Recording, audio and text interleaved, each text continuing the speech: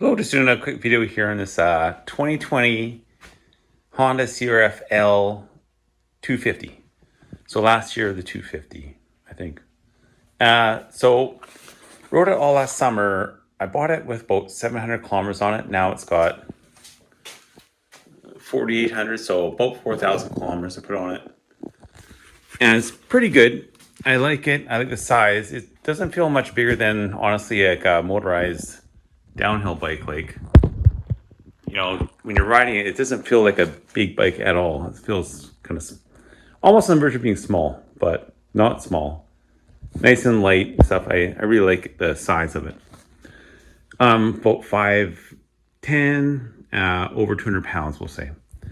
Yeah, so that's good. But the problem with it is power. It just does not have enough power. And not by 1 or 2 horsepower. If I bought a 300, it's like about 15, 20 horsepower. So I really like to get into the KTM 390 range where you get 40 horsepower, not 22 or whatever it is.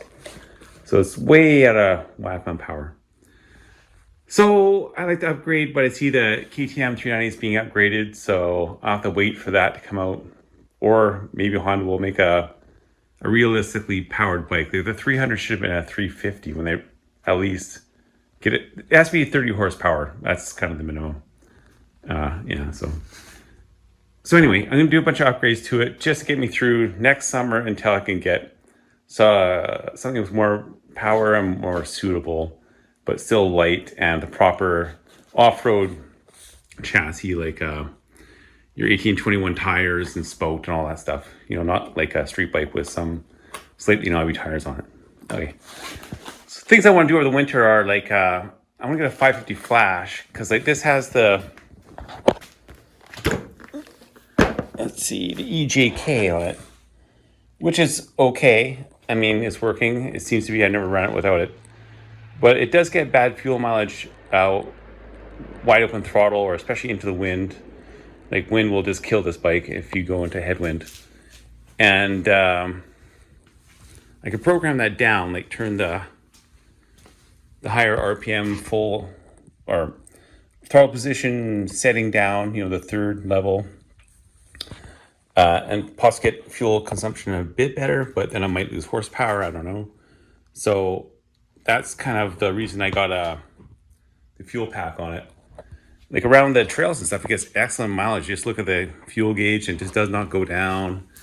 Then you get on the highway and it just starts dropping like a rock. It's like, what the heck? So I'm not sure I'm gonna make it home. So I've had to use the fuel pack a few times just to basically get home. I get to the trail and then put the fuel in to get on the highway and kind of get me home. So I want to do that. And the reason for the 550 tune, how it will be better than the EJK, I think one of the main things is the higher RPM level. So you get a 11,000 red line instead of the 10.5 that it's at ish. So with 11,000, then I can put a 13 tooth sprocket on. I got one when I bought the bike. The previous owner just hadn't put it on yet. So I'll put the 13th tooth on, get the RPMs up a bit more. And it sounds not great when you're riding it, but the engine's designed for it. So, I mean, it should be fine to run a bit higher RPM. I won't run it at 11,000 RPM, but say instead of 7, I'll be at 8, or 8, I'll be at 9. So still within the factory limits, but always had the option to route out that much more in like 4th or 5th, climbing up to 6th. So I like to do that, and then of course get the higher octane one. It has the FMF pipe on it and exhaust, so I'll get a stage 1 higher octane option. So I'll go to the States, I'll take mine off, send it out to them in the States, and then just sell the EJK or whatever, or basically give it away. And tires, got a couple new tires. So it has the stock tires. This is stock with 4,000 kilometers on it. Still doing kind of okay, but they're never really good. So got some Dunlops. This is the front. It's got a 606 for a front. So a lot more, not a lot more aggressive, but definitely a bit more aggressive than the stock. Yeah, the front's pretty worn. So I did wipe out on this bike. Going down a trail, it was a washout, and I hit the grass, the little kind of wild grass inside of the trail. And down I went, so I broke off the muffler cover. A couple scratches. I broke my throttle a little bit. It still works fine, so I'm not really going to worry about that, but I don't have any more adjustment there anymore because it's basically broken off. Here's the cover. So I'll probably order a new cover from Biker Bits. It's only like $30, but of course it's another $30 to ship it. I got a Cerbits cover as well. I'll probably put on in the meantime. Maybe let's try that, and then I'll the Biker Bits one if I need to. So, I'm gonna put a 12-volt outlet on it. It's kind of it's not that critical, but it would be nice to have one. This is an L. It's not the Rally, of course, but still, thinking, why not have an outlet there? Again, use for my phone and all that. This phone holder looks cool, I think, but it will break or damage the camera on your iPhone, or did on mine. So it probably will break or damage the focusing ability of your iPhone. It just kind of shudders and stuff that won't actually work. So I wouldn't get this holder again, but since my phone I use for my maps is already broken, it's kind of too late for me to use it anyway. And I'm gonna add some LED lights to it just for visibility. I've been cut off about 4 or 5 times last summer. It's like just turned left, right in front of me. I said, what the heck? I can't believe it. So I thought this light would be fairly visible, bright red, decent headlight and stuff, but still I'm getting cut off quite a bit. So also gonna put new bars on it. So it came with, when I bought it, again, they had a set of bars for it. So when I went down, these bars don't look that bad, but they have a tweak in them. So if you can, when you're right, you can tell. So it came with, or the bike came with a set of Renthal. So they're only a 7/8 mount though, which sucks. So I got risers that are 7/8, but they are a lot thicker bar than the stock, just steel. It's these kind of a aluminum bar. So Renthal, good quality bar. Well, I got a new brake lever right here. Yeah, new brake lever. Well, this is from AliExpress, but it's a bit more heavy duty because the actual parts of it has a retaining wire on it than the original one, which is pretty light duty. But honestly, it's fine. Like, it's so simple, but that's kind of a good thing. You just bend it down with a rock if you had to, and then go again. So, but I'll change that out for now anyway. I got it in it, so I may as well do it. And then got some pillow top rips. These are just knockoff ones. They call them pillow tops on AliExpress. They're actually okay, not too bad. Fairly soft, but not as soft as the actual rips. But, you save $10 by getting the cheap ones. And there's the risers I'm going to use. Just stick them in, and then they're both 7/8 male kind of end, and the new cup is 7/8 as well. I would get one in an 8 for sure if I ever got them again, though. That's for the bars. I think that's about it. Oh, this cover, only because it's on AliExpress for cheap. You put that on too in the front. Oh, I'm going to put a new K-Tech spring in. I emailed K-Tech, and when you look the spring up for this bike, it's a 2020 250L A or M. It has an extra letter to it. So it doesn't make sense when you do the drop down. It only shows it up to 2019. So I have to email them like, I know that 2020 isn't different, but why don't you list it? But it just has a different letter. So fair enough. They just make it different than the last kind of A model, the 250, I guess you'd call it. So yeah, I just look for that different letter, and then there are 2 options. I'm going to go with the heavier one, the heaviest one, I should say. And then, but even the lighter options, more heavy duty than the stock. So even that'd be a pretty big improvement. And also, I see people talking about putting different fork oil in, which is what I'm going to do. Like, they talk about doing it, then they put 5-weight fork oil in. I'm like, why? Why not put 10-weight or 15-weight in? So I'm going to do that and try that too. That's always the one fork.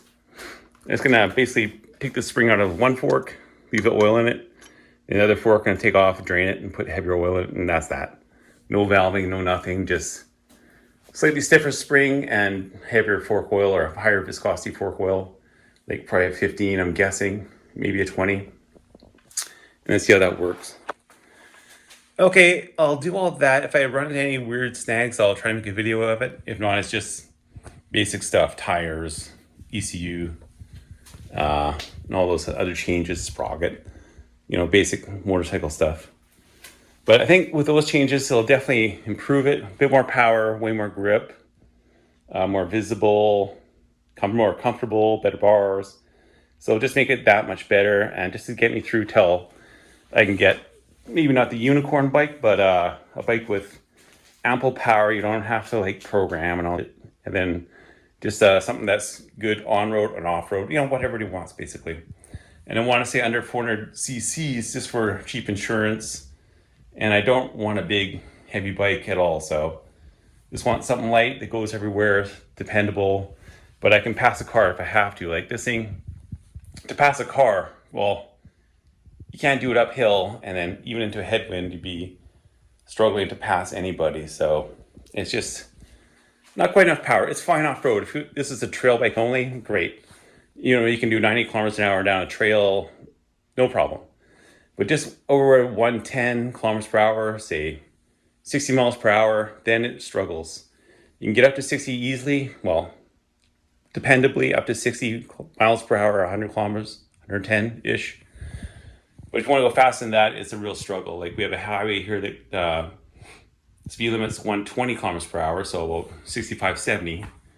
And I can't take this bike on it because it just won't do it. Like it'll do it downhill on flats with the wind at your back, but it won't do it uphill or any wind at all. And it'd be going so slow, cars will be passing you pretty quickly. It could hit you from behind, basically. Just be kind of detriment on the road with this thing. So needs more power. Not 289 cc's either, like real power, like 350 cc's, get into the 30 horsepower range. Okay, thanks a lot. Bye-bye. Yeah, so that's about all the bolts that came out, all the hardware. So nothing much to it. So there we go. Assembly is pretty much complete. It's only about half hour, 40 minutes to get it down this far. The forks just drop right out. It was awesome. Just once you loosen these 10 mil head bolts, it basically just drop out. I can't believe it. It was great. They were there, and then bars come off easy too. It was no problem. Just push them all the way one way, or take the clamps off, push them all the way one way, slip the mirror and throttle off, all the way other way, get the other side off. With the grips, tires come off easy.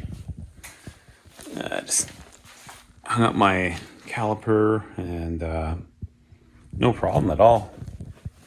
Really nice to work on. I really wish this thing just had a touch more power. I want to do all this, but anyway. And then there's the new tires there, so we had a total different level of grip for these. I can't remember what these are. Dunlop Sports D952. But anyway, a couple Dunlops going on and a bit more power. There's the ECU there. So really easy to get at, just right under the tail piece. Yeah, so not too much work, thank goodness. And then a few bucks, it's things ECU tunes, your ECU tune's going to be a few hundred probably, but how I ship it and everything. I'm in Canada, of course, so it costs a fortune to ship anything. And then the shock fork will be another 100, 150 bucks by the time I get it. And that's about it. So the tires are about 150 each. So another $1,000 into it, but still it'll be that much better of a bike and get me through until I can get a bike with a decent power and right size for me, kind of what everybody wants. Okay, have a great day.